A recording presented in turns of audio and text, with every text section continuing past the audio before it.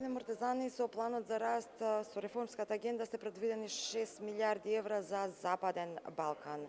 Деки настанов е енергетика, климатски политики, колку од овие пари се наменети токму за оваа цел и колку се за Македонија? Реформската агенда за Северна Македонија вкупно вклучува 136 чекори во вкупна вредност од 750 милиони евра. Меѓутоа, најбитниот столб од реформската агенда е енергетската транзиција или така наречената зелена транзиција со вкупна вредност од 145 милиони евра. Самиот факт на посветеност на овој столб зборува за значењето на енергетиката, која што после руската инвазија во Украина доби и сразмерна национална безбедност. Така да сите чекори кои што се превземаат од новиот закон за енергетика до борбата против енергетската сиромаштија, праведна енергетска транзиција, се сите чекори кои што владата се обидува на некој начин не само формално, легално да направи хармонизација со европската легислатива, меѓутоа тоа во пракса да може да значи усогласување помеѓу двата системи и целосна интеграција на нашиот систем во европскиот енергетски систем.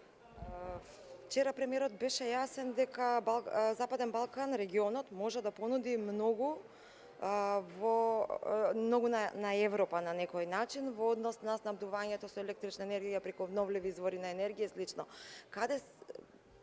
Какво е значењето на овој настан севкупно и каде се гледаме ние во регионот?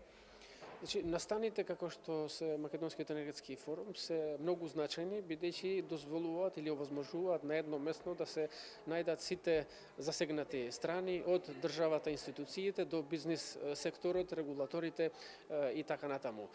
Премиерот вчера спомна дека регионот има огромен потенцијал кој што во вакви геополитички времиња можат да бидат од круцијално стратешко значење за Европската унија. Така да овој пристап на ставање на потенцијалот на Западниот Балкан во функција на стратешката цел на Европската унија, мислам дека е идното поглавје каде што Западниот Балкан нема да се заснова само на барања од страна на Европската унија, туку својата геополитичка и геостратешка позиција и сите ресурси ќе ги стави на располагање за посилен регион и секако за посилна Европска унија.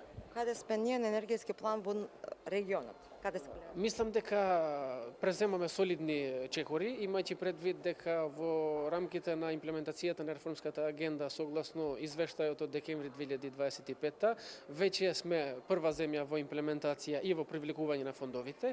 Со наредниот извештаен период во крајот на јуни секако дека ова ќе продолжи. Значи, владата прави максимални чекори за регионално поврзување и хармонизација со европскиот енергетски и преносен систем. Мислам дека добро стоиме, меѓутоа пред нас лежат уште голем број предизвици кои што правилно треба да се адресираат за да може да одговорат на современите предизвици. Господине Мортезани, ви благодарам за разговорот. Благодарам.